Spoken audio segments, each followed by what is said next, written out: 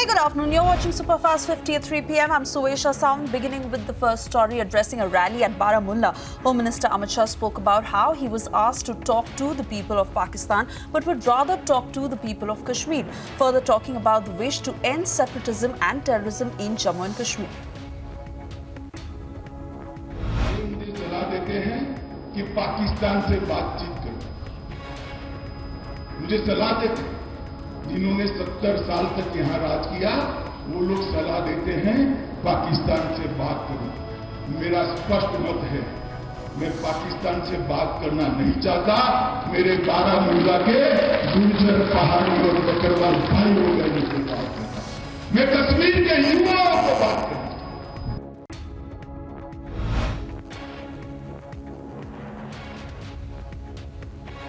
Home Minister further spoke about the reservations for Paharis mentioned at the previous rally at Rajouri, stating how Paharis would now get reservation with the move made possible following the revocation of Article 370. आप लोगों को अब तक आरक्षण मिलता था क्या बताइए? मिलता था? शिक्षा में भी नहीं मिलता था, सरकारी नौकरियों में भी नहीं मिलता था, चुनाव के अंदर भी आपको आरक्षण नहीं मिलता। मोदी जी ने धारा 370 हटाई और अब एसटी का आरक्षण मिलेगा।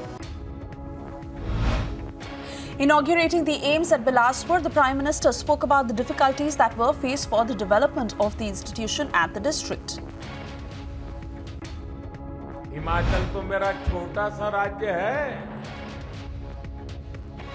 लेकिन ये वीरों की धरती है और इसलिए चौथा मेडिकल डिवाइस पार्क कहां बन रहा है? ये चौथा मेडिकल डिवाइस पार्क कहां बन रहा है? आपके हिमाचल में बन रहा है। दुनिया भर के बड़े बड़े लोग यहां आएंगे। Prime Minister further spoke about how the country had accepted modern thinking, talking about how the number of institutions had increased in Himachal Pradesh. जब देश और दुनिया के लोग हिंदुस्तान में मेडिकल ट्रीटमेंट के लिए आना चाहेंगे, तो यहाँ का प्राकृतिक सौंदर्य इतना बढ़िया है कि वे यहाँ आएंगे। एक प्रकार के उनके लिए आरोग्य का लाभ भी होगा और पर्यटन का भी लाभ होने वाला है। हिमाचल के तो दोनों हाथ में लड्डू है। A huge clash ensued between Uddhav Thackeray and Eknath Shinde's camps as both held their rallies on the grounds of Dussehra celebrations. While Shinde's Dussehra rally took place in BKC, Uddhav's camp rallied at the Shivaji Park in what is being called the biggest political showdown in Mumbai. RSS Chief Mohan Bhagwat at the annual Dussehra program in Nagpur laid emphasis on caste discrimination, stating untouchability is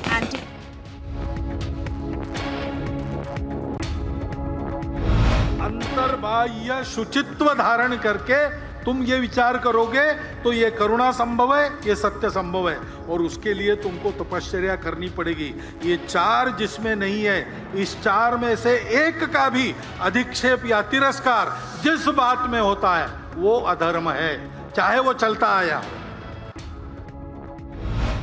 RSS Chief Mohan Bhagwat, during his address at the annual Dussehra program, spoke about unity in the society, stating how unity between men and women was important for the same. Mohan Bhagwat went on to speak about India's contribution in global affairs such as the war in Ukraine and the economic crisis in Sri Lanka, talking about how the country's reputation had grown in the world in the recent years.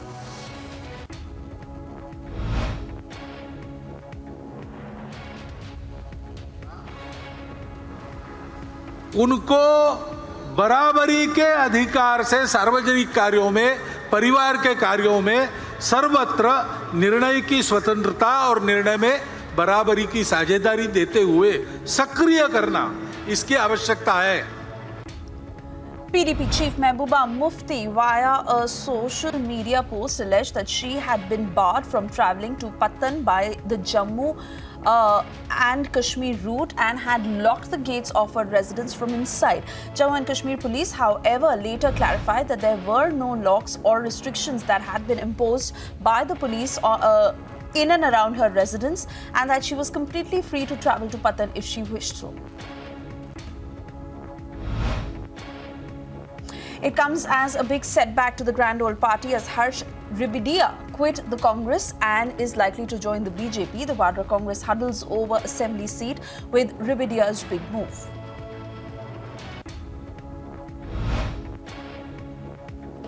An army helicopter crashed at Tawang in Arunachal Pradesh with 2 pilots in the helicopter at the same time of the crash, with one reported to be critical while the other is dead. Defence Minister Rajnath Singh arrived at the military station in Oli in Himachal Pradesh in order to celebrate Vijay Dashmi with the armed forces personnel. Following a Shastra Puja on the occasion of Vijay Dashmi at the military cantonment in Oli in Uttarakhand, Defence Minister Rajnath Singh spoke about a new motto where he spoke about how if someone tried to disturb the country, they wouldn't be spared.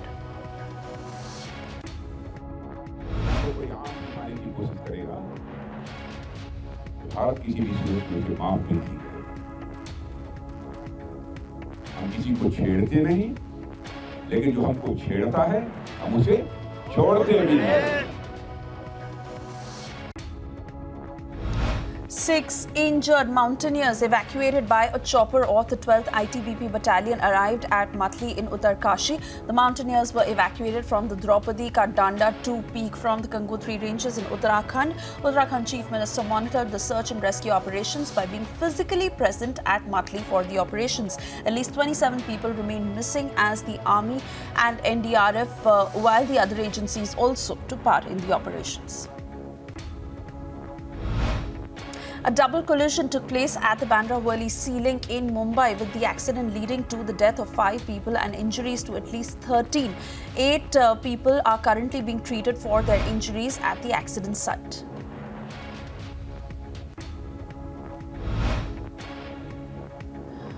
A bus en route to Kanda Tala in Uttarakhand fell into a gorge in at least 350 meters deep near the village of Simdi in Lansdowne was seen.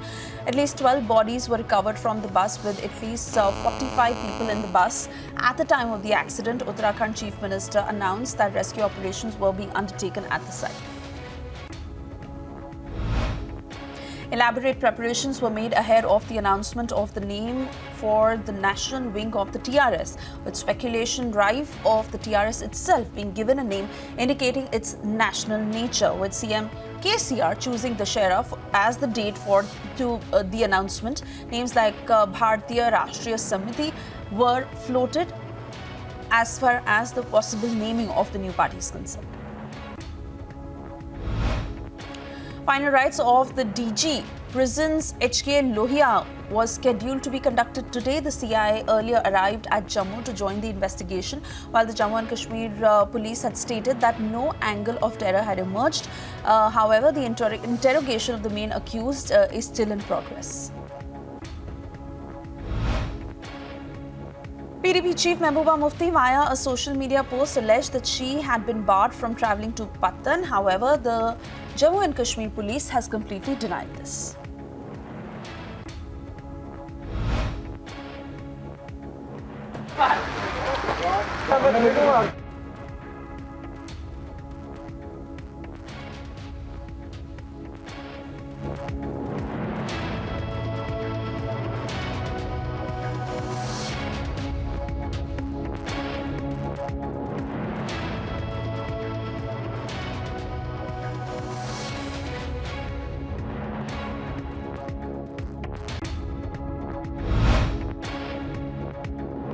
Into separate encounters with the security forces in Jammu and Kashmir, the police gunned down 3 Jaish-e-Mohammed terrorists in the Drach area of Shopian and Lashkar-e-Taliban terrorist in the Mulu area of South Kashmir. Indian Navy would soon have its first human-carrying drone developed by an Indian startup, Sagar Defence Engineering, thereby promoting India's Make in India efforts. A video emerged from Kheda in Gujarat where the police was seen beating up those who were accused of pelting stones at the Garba procession in town.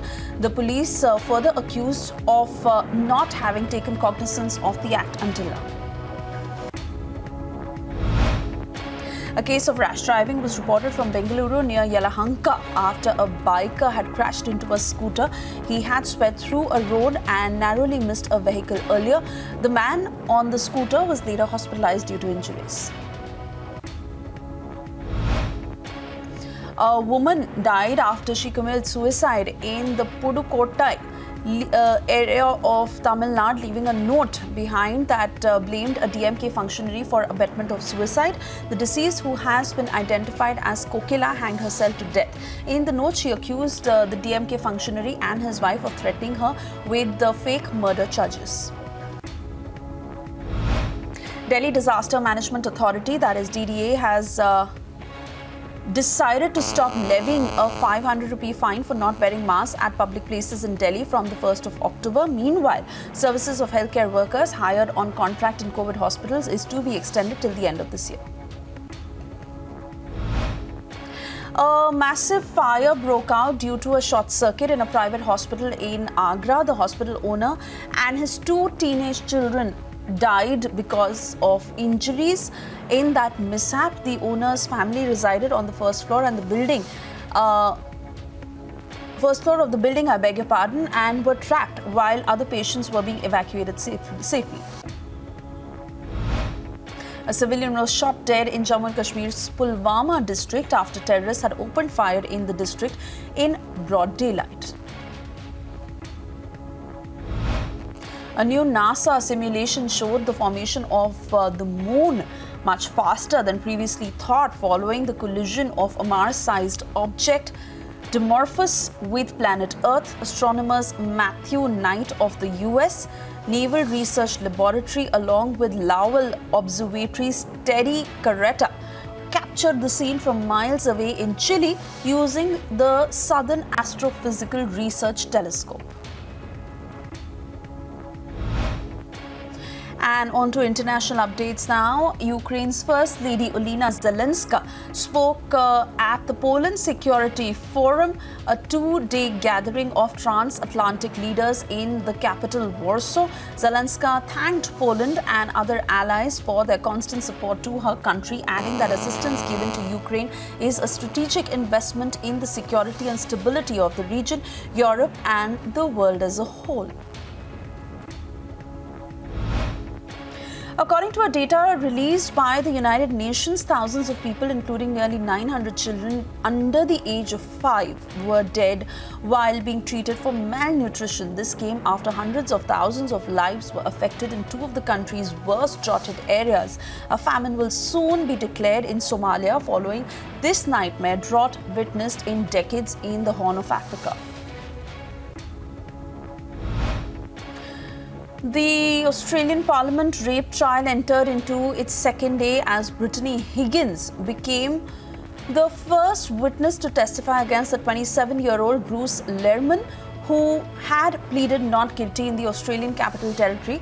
Supreme Court is yet to charge the rape. Back in March 2019, a former government staffer had filed the case claiming that she was raped by Lehrmann in the Australia's Parliament House. Even after constant requests from the authorities to abandon their homes due to the aftermath of the horrific storm Hurricane Ian, the Pine Island couple did not leave their compound, while Peratino and his partner Lawrence Stepp could not give up on their 2 lemurs and a flock of 275 parrots, including some of the world's rarest, and hence took a rescue mission, Operation Noah's Ark. The mission aimed to catch, cage, and ferry the birds off the island. Brazil's presidential candidates reached out to the country's religious communities to draw voters of faith as a part of their campaign for what is expected to be an intense fight as far as right Jair Bolsonaro will face leftist Luiz Inácio Lula da Silva. The South Korean and United States militaries fired 4 Army tactical missile systems missiles towards the EC in response to North Korea's latest ballistic missile provocation. The live-fire drill was aimed at demonstrating precision strike capabilities against North Korea. North Korea earlier had conducted its longest ever weapons test over Japan, which could reach the US Pacific territory of Guam and beyond, forcing the Japanese government to issue evacuation alerts and halt trades. The shattered people of the recently retaken village of Shandry Hollow village in the Donetsk region are struggling to put their lives back together post the damage caused in Russian occupation for almost half a year. The village was reclaimed by Ukraine on the 26th of September, but its residents continue to live without electricity and running water. Frenchman Alain Aspect said that he was really taken by surprise when he found out about the year's Nobel Prize in Physics, which he shared with American John F. Clauser and Austrian Anton Zeilinger jointly. The three scientists were cited by the Royal Swedish Academy of Sciences for proving that tiny particles could retain a connection with each other even when separated. I think it shows that quantum, which is fantastic, has been here on the agenda for more than 1 century, and there is still a lot of mysteries, of strange things to discover in the quantum. It shows that the quantum is still alive. Because of course, this prize today, in my opinion, is anticipating one that will be one day on quantum technologies.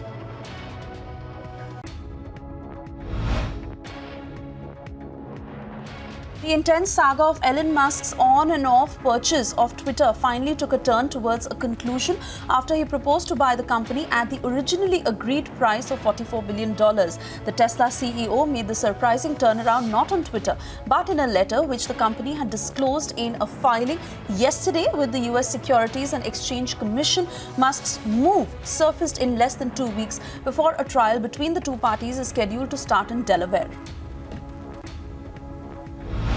After almost a month of the Haitian Prime Minister Ariel Henry announcing a rise in fuel prices, the country still finds itself in a state of chaos and near-complete paralysis not seen in decades. The price hike resulted in protests with roads blocked, scarce fuel and businesses shut down. Haiti's most powerful gang even took to blocking access to the country's largest fuel terminal, stating that they will not back down until Henry steps down. And on to sports updates. Coming next, the fifth-seeded Andrei Rublev of Russia defeated China's Xinzhen Zhang in straight sets by 6-3, 6-2 in less than 1 hour to reach the Astana Open quarter-finals. FIFA World Cup COO Colin Smith joined Living Football presenter Jessica Liberts in September to discuss final preparations for the FIFA World Cup Qatar 2022. Sunwoo Kwon of Korea defeats Mackenzie McDonald of United States in straight sets of 6-3, 6-7, 6-2 to enter the Japan Open quarterfinals. Kwon will be playing his first quarterfinal since winning his first ATP title at the Astana Open in September last year. Team Korea reached the quarterfinals of men's teams at the 2022 ITTF World Teams Championships after a 3-0 dominant win over Poland in Chengdu, China. Cho Seung-kim had a perfect start as he took Korea to lead over Samuel Kulzycki before teammates Jang Woojin and Cho De-song beat their Polish counterparts without losing a single game. Uzbekistan eliminated host Kuwait from the AFC Futsal Asian Cup with a 3-0 victory in the quarterfinals yesterday. The win booked Uzbekistan a semi-final spot against Japan. Aaron Judge hit his 62nd home run of the season yesterday, breaking Roger Maris's American League record. The 30-year-old Yankees slugger drove a 1-1 slider from Texas right-hander Jesus Tinoco into the first couple of rows in left field when leading off the second game of New York's day-night doubleheader. Oman's Al Seeb booked their place in the finals of the AFC Cup for the very first time as they defeated Al Rifa of Bahrain in a 4-0 at home. Al Seeb will either face Kuala Lumpur City of Malaysia or Uzbekistan's Sogdiana on the 22nd of October. Riley Rossov's strike of 100 not out of 48 balls gave South Africa a 49-run over India in the third T20 international at Indore's Holkar Stadium.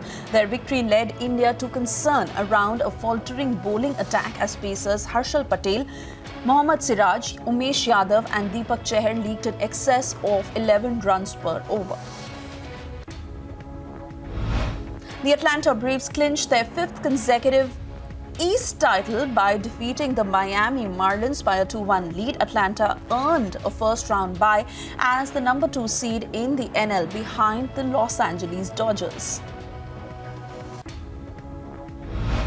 A golden retriever proved to be the star of Citi Field after getting Francisco Linder's home run ball. Linder launched a solo homer towards the stands to give the New York Mets a 2-0 lead over the Washington Nationals, but a fan's dog stole the show by getting the home run ball in the stands, which he refused to release.